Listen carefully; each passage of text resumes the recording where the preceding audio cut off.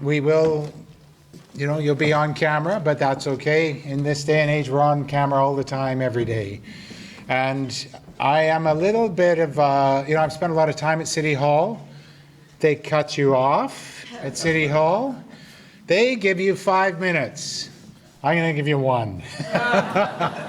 So we don't want a lot of speeches. We know there's a lot of emotion, there's a lot of knowledge, but please try to come to a question and direct it at whichever one of us. And we wanted to get that.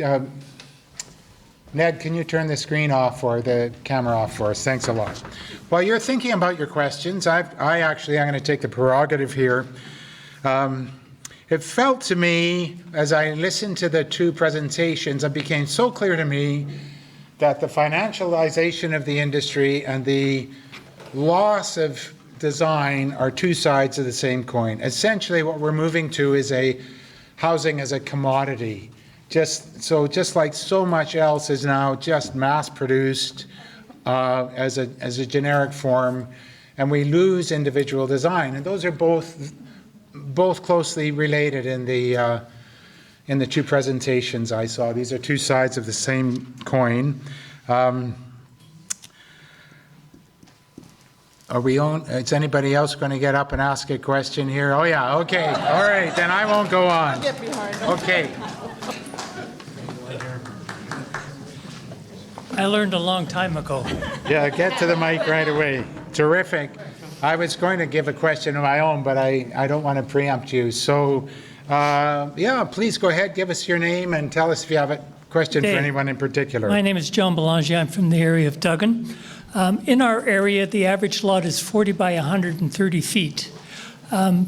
If I lived in Miami, I would think what you're saying is absolutely fantastic. But we live in Alberta. If I was to take my property, take down the garage, put up 2 houses, where would we park our cars in the winter? I know it's a minor thing, but when it's minus 40, it can be quite a big thing. Right. The other thing I would like to ask is, most people get a home for a sense of ownership and privacy. How would you address the situation of the interaction of 3 different families living in such a close environment? Both good questions, and I think they're both for you. Are they both for me? Okay. The first question I've been asked many times. It's in the city of Edmonton, where we're only used to and accepting our ability to, or demanding the freedom to park by the front door. This is part of our zeitgeist. But I've actually examined it in considerable detail, and without being able to give you statistics, I can tell you that the majority of people that live in these mature neighborhoods that have detached garages don't use them for parking their cars. They actually park on an apron in the back, or they will prefer, if they're able, to park on the street. And I've analyzed this, and it's actually, the answer is very simple. Especially within, ironically enough, people that are getting older in life. It's a lot shorter to go from the street to the front door with your groceries at 40 below, and you only have to keep your front sidewalk clear, than it is to park in the very back of your property and plow another walkway to get to your back door. And unless your garage is heated, there's really no virtue, there's no value. I'm not trying to negate the need for a parking garage. What I'm saying is that my observations have been quite surprisingly different. To take it one step further, I would say that I've discovered that a lot of people use their garages for other purposes: storage, hobbies, workshops, pottery, you name it.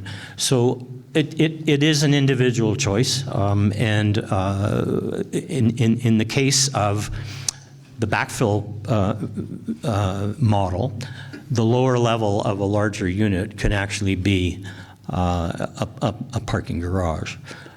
So I'm kind of arguing against myself, but at the same time, I'm trying to recognize that there is a need for some, but it's very interesting to observe the behavior. And so if I may, just for a moment, in case the question of parking comes up again, I think one of the ways in which people are going to solve the parking crisis with the overbuilding that's happening in our neighborhoods is that people are going to start wanting to use their garages, and they're going to start selling parking spaces, renting parking spaces in the back alleys to compensate for that problem. That's a sidebar. The second question is 3 families on one property. It's a really good question. It isn't going to work for everybody, but it might work for 3 interconnected families. It might work for kin. It might work for community partners, people that have a close relationship with one another who don't necessarily want to live in a condominium in a traditional sense, but also don't want to have to look after the yard all the time. And so the shared value system that comes from living a little closer together. As long as privacy is maintained, as long as the sensitivity of the units are such that the light comes in and you're protected from the wind and you're not looking into somebody's living room, it's a matter of choice, but it's definitely workable. And just Okay, thank you. Mayor, just one quick afterthought, if I may. Regarding the Quick one, parking, okay. if one of the biggest issues we have with the new development going in is where people are going to park, following your adage of saying that we can park on the street, you're now, instead of having a territorial battle with one family, you're going to have a territorial battle with everybody around, because now you're going to have 3 families with at least 1 car, if not 2 cars, parking out front. There's Just a thought. All right. no argument. Yeah. The parking battles have only begun in Edmonton. Okay. My name is Patty Proctor. Could be addressed to anybody, I guess. Just with the election looming, have any, I don't know if I'm allowed to ask this, but have anybody from City Council listened to you speak or engaged you to maybe find out some other ideas, or has it, I guess that's one question, or has it been what I call strip mining? Just some of these major developers that come and buy 40, 50 lots just for the sheer investment perspective of taking all the money they can and never giving anything back to the community. And Barry, just if you have interest later, I was just in Scotland this summer and I was wandering around the neighborhoods with 2.5-story townhouses, or the equivalent of brownstones, and wondering why they fit into the neighborhood. And what was interesting to me is the scale was all the same. Mm-hmm. So they didn't diminish their neighbors. And I have some really lovely pictures of the gorgeous newer lane homes they have at the back, where they'll have the central courtyards. So okay. I could send you that. But anyway, I was just curious if any of the city council had The answer to your question is no. Have you approached them? Pardon me? Have you approached any of them? I actually gave a presentation to UPC, the Urban Planning Committee, a couple of years ago at the early stages of what I was developing. I hadn't completed my research. But at that time, I had actually absolutely discovered that land value, land cost, is the biggest barrier to affordability, and it's unassailable. And I was given the courtesy of making a presentation, was thanked, and they moved on to the next item on their agenda. Just a quick show of hands. How many city councillors are in the room right now? Yeah, no, but sitting ones. I think the fact that no hands go up maybe answers your question, Patty. I've spent many hours at City Hall, yeah. And anyways, we. Okay, I was just curious if if you. Are here because we have our own sense of the answer. I think we should acknowledge the ones that are running for council that are in the room today, because that's Well, that would be terrific. Okay. You know, we've worked hard to try to keep this apolitical. Show of hands, how many current candidates are in the room? 1, 2, 3. Oh. 4. Thank you for coming. Thank you. All right. Okay. Thank you for coming, and we'll Fair leave it enough, at that. yeah. Yeah. Okay, John, over to you. Hi, my name's Jan Hardstaff, and I've been a civics director for my community for about 13 years, and I formed a group called the Residential Infill Working Group, so I've done quite a bit of analysis of the zoning. And in May, when the report came out, the one-year zoning bylaw review, there was no recommendations for any amendments. We provided about 12, and suddenly there were some recommendations. And the ones that were approved, I would like your thoughts about them if you know anything about them, reducing building length and increasing side setbacks, et cetera. They've done absolutely nothing. They've only reduced the length of the building about 10%.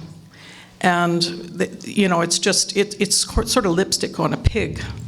I would really like to have your thoughts as to what, Barry, what you think should be amended in terms of what's the key problem. In my view, it's we don't have a consideration of development context on a block, and so buildings aren't detached anymore. They're just monolithic monsters.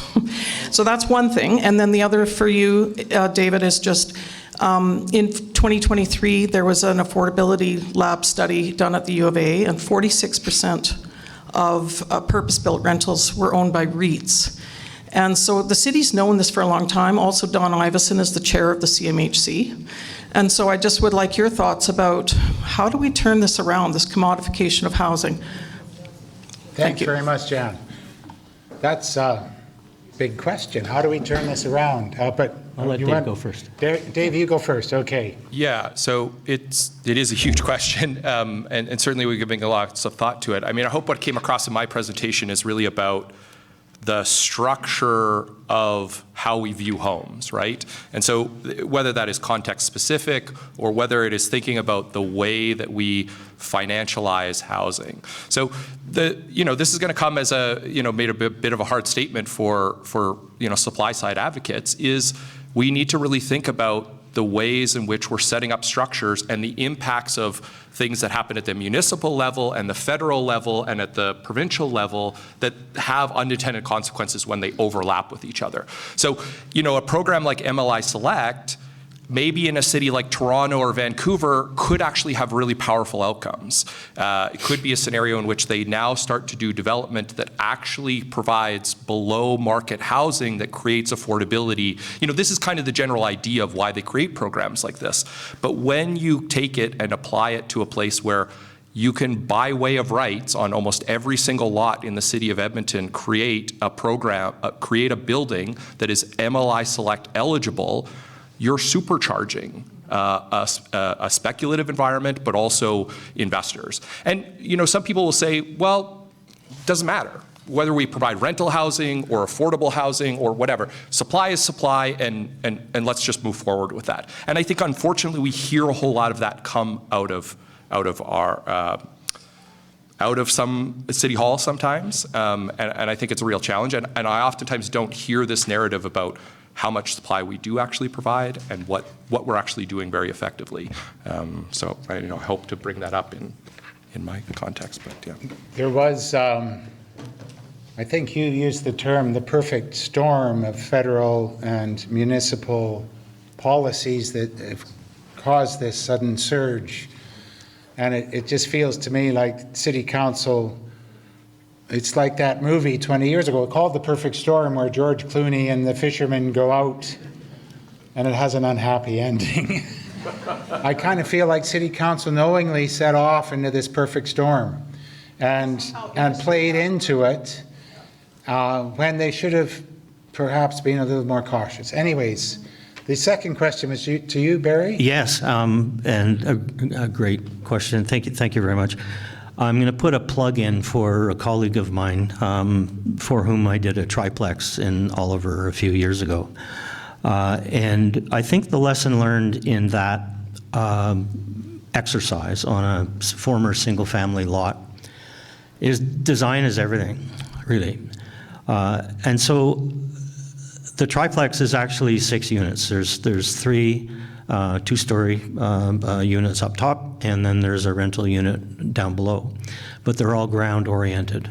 And so what I would insist upon within the development of mature neighborhoods is that all development needs to be somehow ground-oriented, which has other implications with respect to the use of open space, access to that open space, the preservation of open space. All of those things fall into, I would say, an amenity category. And included with that is landscaping. So I will never, ever support the idea of the city putting in place a tree preservation bylaw inside the property line. Not a chance. But if there are mature trees on a property and you want permission to develop that property, you have to be able to demonstrate that you can develop a good design with those trees in existence without tearing them down, unless there is a very good reason for it. I mean, the city of Edmonton is really it's so hypocritical when it comes to trees. We've torn down over 3,000 trees for the Valley Line LRT, and none of them are being replaced. And yet a developer has to pay for protecting city-owned trees outside of the property line for development that occurs. But there's really no regulation of any consequence with respect to maintenance of existing mature trees. I have a 60-foot Scots pine in the backyard of the property that I'm developing. That 10-unit development next door had 4 mature trees, including a 60-foot Scots pine, and it was taken down so that the garage would fit on the site. So there has to be some kind of balance, it seems to me, between landscape and the like. And finally, 10 units is obscene. Okay. All right.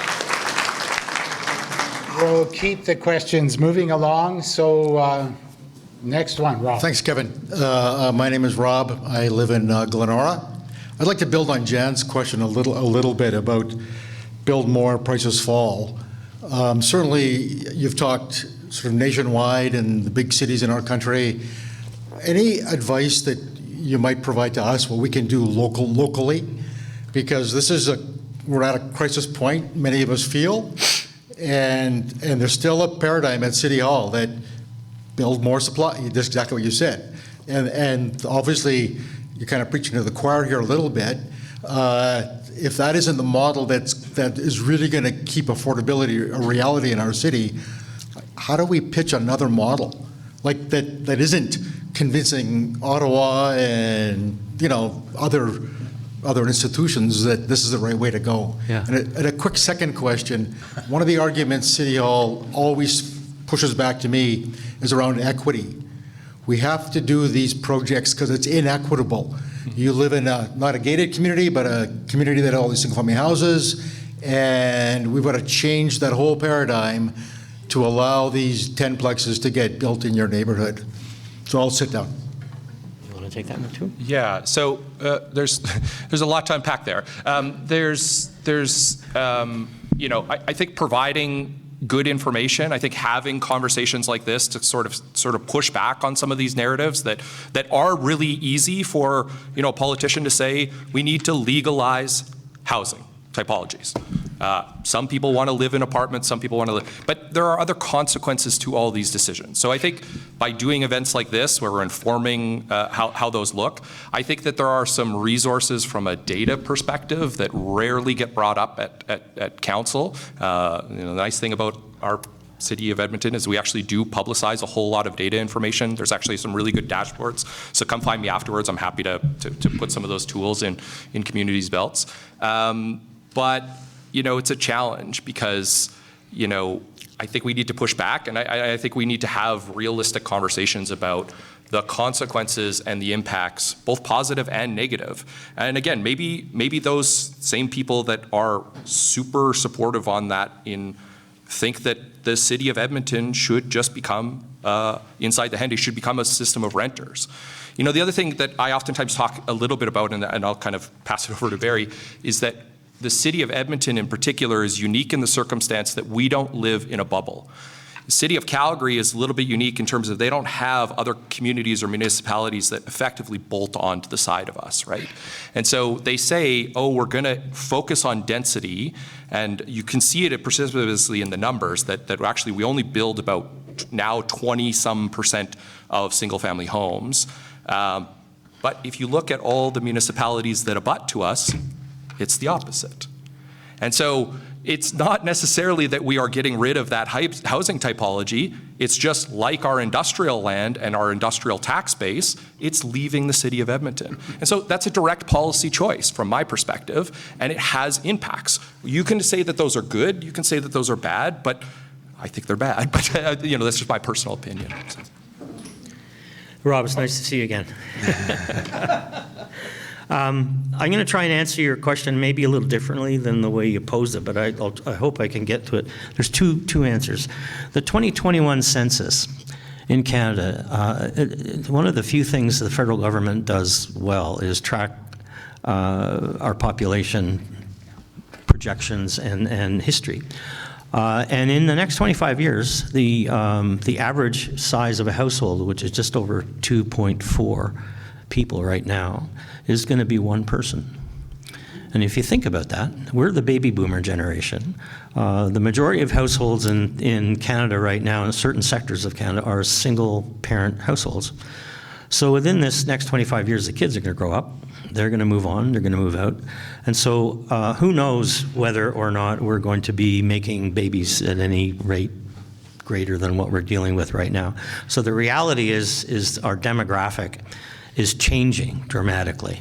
Not necessarily our population, but our demographic. And so the idea of building smaller and building smarter has to somehow fit into that mix.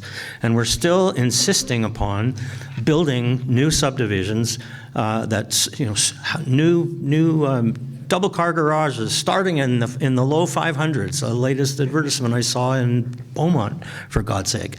I mean, we're missing the mark in terms of understanding where we are going as a country.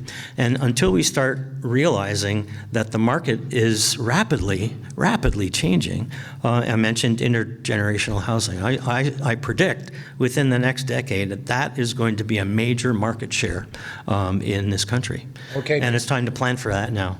The second? Yeah. So, I had 2 points. Barry, we've got half a dozen Sorry. people here, so sure, if you agree. I'll weave it into another question. Sorry, I'm not being a strict manager. I said I was going to be. I have to channel the inner dictator. Okay, please ask your question. My name is Dolores Nord, and I wanted to make a couple of comments. So I bought my first house in Oliver, and the city of Edmonton stole my house, expropriated it, and gave it to a company in Calgary. If I was my age now, they wouldn't have been able to do it. Later on, they actually turned the land into Paul Kane Park, and I bought the house that I'm in now, which is half a block north of Jasper. Later, I moved to Old Glenora on Ramsey Ravine. Moving to Old Glenora was like the most peaceful thing I've ever done in my life, getting out of Oliver and moving to peaceful. Then I moved back to Oliver, and I was president of the Community of Oliver group for about 25 years. And while I was there, you would know this, Barry, we did a survey and an inventory of Oliver. And in that Dolores, survey, I'm going to ask you just to try to come I'm to your... doing a comment. In that survey, we did houses and apartments where there was actually houses on the back lane. And we tried to save them. So Edmonton has had houses built on the back lane, and they were all destroyed. The city of Edmonton let them all be destroyed. And then the other comment I wanted to make is Dolores, I'm sorry, I've let you go on 3 minutes here. If you can keep it just really succinct. Thank you. So I'm executor for somebody's estate, and she has a house in Belgravia, and there's somebody building beside, and it's a nightmare. They have destroyed her fence. He knocked on the door, he said, a couple times. Nobody answered, so he took down her fence. He's actually taken out her patio. Dolores, I'm sorry. people are lined up behind you, hoping to ask questions. We appreciate your comments. We know there's a lot of conflict around Yeah, building but and residents. something needs to be done. Like, Well- they shouldn't be able to destroy Okay. people's lives. Yes, I agree. I mean, that's why so many of us are here. But I want right to and then every few days, there's like 20 or 30 cans of beer on her property. now. Yeah. Well, Thank you. building and construction site issues are a big concern for a lot of people who have these projects going up next door. Okay, next, and I got a little tougher here. All right, What do you that's have? fine. Yeah, great. It's Alan Bowles. I'm Civics Director with Alberta Avenue Community League. Just one question, and it's for you, Barry. With that development that you're planning there, I was wondering about the if you were able to subdivide that property. I was wondering about the land titles, like how people would finance each of those houses if they're not able to own their own property, get a mortgage, etc. Could you address that? Are you able to subdivide that property into three, or what are you doing? Yes, it's yes, possibly. The project is basically being packaged as an intergenerational housing complex, and so it's one title, 3 units on one title. But by the same token, it is possible, because the site meets the minimum yard size requirements, it could be subdivided into 3 separate parcels as minimum, as long as the city is prepared to accept 2 of the 3 units with their primary address on the alley. That's to be determined. Yeah. The bylaws read under RS that they allow condominiumization, which implies a different nature of title in certain situations, but the bylaw is silent on describing what they are. So it's left to the discretion of the development officer. I suspect this would be the same. All right. Thank you both very much. Next. Yes, thank you very much. My name is Rhonda Bell. I'm here from McKernan. And the question that I have is really for both of you. It's partially a comment as well. One of the situations we've seen in our neighborhood in particular is not just row houses with secondary suites, but then the developers wish to turn those row houses into lodging houses. And so the ways that they're built are, in fact, like with a kitchen and laundry area, and then 4 or more, potentially, individual rooms with en-suites. That each have locked doors, and so there'll be, some combination of numbers of rooms that have access to a particular kitchen. So from an economic point of view and a supply point of view, I'd like to hear what are other options, and how we could get that to City Hall, or those sorts of things. And then if you've got any comments, Barry, I'd like to hear them as well. Thank you. Dave, do you want to try this one? Sure, yeah. So, 2 comments, and we probably can unpack it, a whole lot more. But my first one is that, I've heard in city administration and councillors talk about that, and there actually doesn't even really seem to be a clear definition of what a boarding house actually effectively is in the city of Edmonton. Right. Yes. There's a huge amount of, well, if they have locked doors, we don't look at, and in fact, they actually have really poor data on how many rental units we're actually building. I actually had to pull data from Calgary because they do a better job at actually looking at that data set. But so that's the first comment. And the second piece is this, if you start to now, it's incredibly attractive for developers. And here's why. Because if you now build out your performa where you can have these individual suites or shared units where they each have a washroom and maybe it's a shared kitchen, something like that, even under an MLI Select program, I can now have the upper levels of the townhomes or these monolith 8plexes where I can charge well above market rate because I can now individualize those rooms, and I can still qualify for government-backed securities that allow me to build that building at the effective risk for us as taxpayers, right? Because you need a minimum number of units. Right. Yeah. Yeah. So it's a huge problem from my perspective on an economics level, but I understand why it's so incredibly attractive. And really that actually can only happen here in Edmonton. There aren't other jurisdictions within Canada where those two things come together to actually create the fuel and fire that we have here. So, that's really unfortunate. But I'll just reiterate Dave's comments in that the new bylaw, even though it's new, is very vague in terms of definition. And I would throw Airbnb into the same category. Yeah. So a day home or a group home could be any number of things. There's no clear definition for it. Thank you. Ron, I think your question was partly what's to be done about it, and the sense is I'm getting from these fellows as city administration, city council. There's no question that the bylaws need to be refined. Yeah. We have to, all of us need to think of the new bylaw as a living document, not a set piece in the landscape that is never going to change. And so it's up to us to force those changes, and it's up to us to perpetuate enough pressure so that those changes become inevitable. Well put. Okay, next. Hi, my name is Judy. I live in Montrose. I have two questions. One was about, you had said, I love the idea that I can't murder my own trees just to build a house in my backyard. But is there any protection for you said you had a little orchard in your backyard. I have also. And if the house next door to me goes and they put one of those things up, I'll never see the sun again. Solar panels, trees, is there any protection? Is there going to be any protection for that?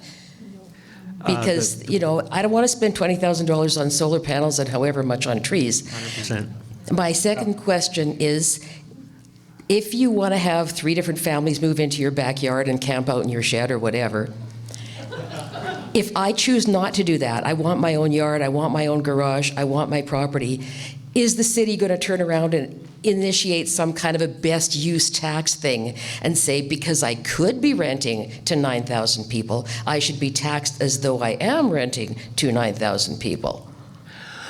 Okay, let me work backwards, because you gave me an opportunity to weave in Rob's the second. Let's not go overboard in terms of thinking that the city can be omnipresent in our lives for every decision that we choose to make. But I mean, at the end of the day, to answer your question, there is no protection. So you're quite right. If my neighbor were to decide to do something on their property that would negate sunshine and whatnot that could impact the life of the trees, I'd probably want to have something to say about it, but there is no guarantee that right now you're checking the boxes. The likelihood of that person getting a permit is very strong. This brings me to the second part of what I wanted to answer to Rob. I think we need to leverage the Edmonton Federation of Community Leagues and maximize their impact on City Council, who uses them at their convenience and ignores them at their peril, frankly. I've had many meetings with community groups, and they are an incredible resource. And like I said in my talk, their area of interest is not NIMBY. It's community representation and making valid decisions that positively impact people's lives. Most people are not afraid of change, but what they're afraid of is change negatively impacting their lives. And I think that if we were to build back the idea of design panels and have professionals reviewing applications outside of the development permit purview, where there's a qualitative judgment on a proposal, and where the Federation of Community Leagues has representation on a design panel. This has all been done before very effectively in Vancouver and other cities, including here. Mayor Decor, a long time ago, asked me to help launch a design panel in the city for downtown. Okay. Only we weren't given any authority. We were just given the ability to make recommendations. I want to change that narrative. All right, that's great. Design panels, mandatory. I'm watching the Thanks, clock. Rob. We have 2 people lined up for questions, and after those 2, the coffee is beckoning, the cookies are calling to be eaten. Oh, we have 3. Okay, 3 people. No. Okay, guys. I mean, Barry and I will hang out for quite a while afterwards as well, so we certainly can stick engage. to 2, and then Barry and Dave can, you can corner them as much as you like. So, sorry, I'm being tough and mean here, Heather. You'll have to forgive me. Oh, you won't have to, but I hope you do. Next question, please. My question's really short. And I almost feel humiliated to ask it because it seems so blatant to me. When developers cannot do the kind of design that you do, Barry, are incapable of that kind of design, why, Kevin, are you not fighting for a School of Architecture at the University of Alberta? Where we would get new designers into the city every single year. This is the first time I've lived in a city without a School of Architecture. There's nothing in the city that inspires me. Yes, yeah. As a proud Edmontonian, I hate to say that our city is known for lack of design. Barry, do you want to respond to that? Having just Well, this is dear to my heart, and I don't want to change the topic, but we do have a School of Architecture in Edmonton, and it's the largest undergraduate School of Architecture program in the country, and it's Athabasca University. It's an open online institution. We have a global studio where we lecture around the world to thousands of people at a time. We don't have a physical presence, and that's a problem. But we have for a long time attempted to establish a storefront operation here in the city. I've been part of that for as long as I can remember. And I agree with your assessment of things, because I think you're 100% correct that the perception is that we don't have representation. And we have been after Athabasca to market their services more aggressively here in the city of Edmonton, because people like yourself deserve to know that there is a level of interest and professional interest within the architectural community to establish much more dominant, if I may use that word, presence in the city. So I really appreciate the question. All right, last question, and then Barry, yes, you, yeah, don't worry, I'm not cutting you off. And then Barry and David will come down and mingle, and we'll carry on. So, Lynn.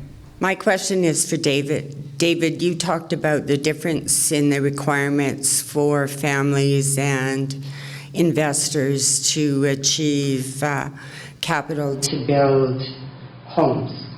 Is there any, and what we're seeing in where I live, Glenora, is builders who have not been in the business for very long. Is there any way that we can even the requirements for families compared to industry, developers, achieving opportunity for financing?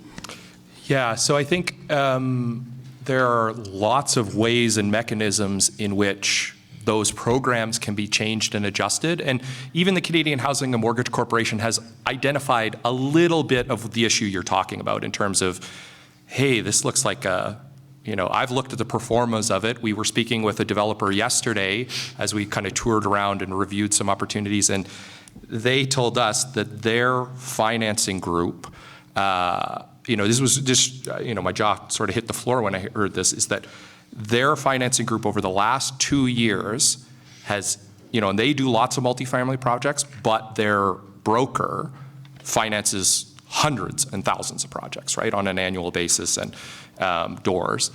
They said in the last 2 years, they only know of one program in the city of one project that is multifamily rental that didn't leverage that program.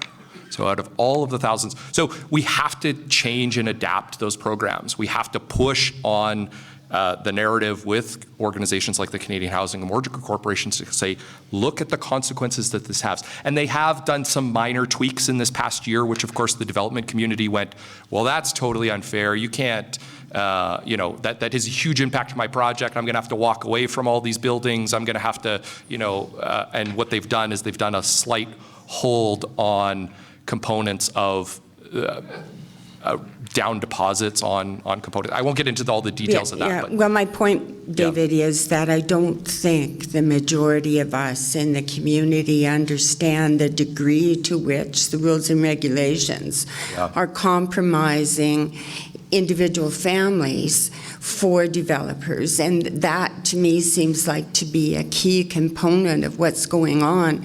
And I'm wondering how we collectively can get that information out. Yeah, I mean, Because I think it's very important, and I know Better Infill is doing a hugely effective job, but I didn't know that, and I've been fairly involved. So I really appreciate that information. I think it's crucial, and I would like to see us somehow be able to increase public awareness and understanding of that. Thank you. That's a great place to end.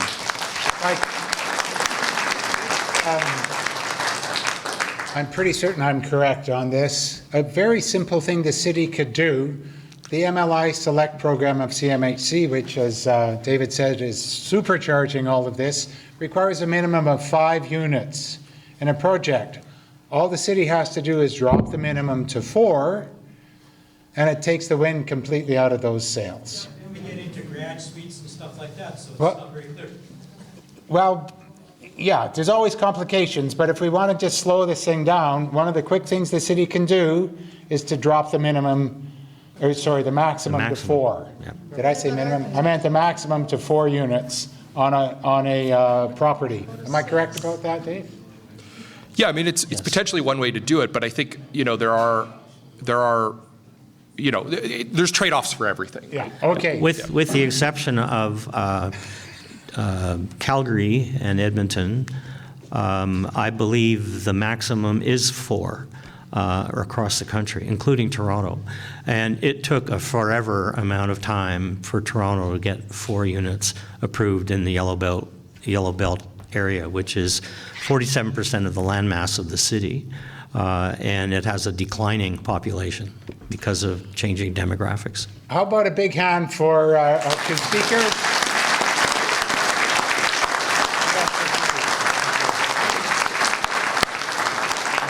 And very seriously, linger, have a coffee, have a conversation, talk to these people. Oh, just mention the brochures. And Barry has brochures to hand out, the very beautifully produced little brochures. So thank you all for coming out, and I'm not sure when we'll see you again, but keep up the fight.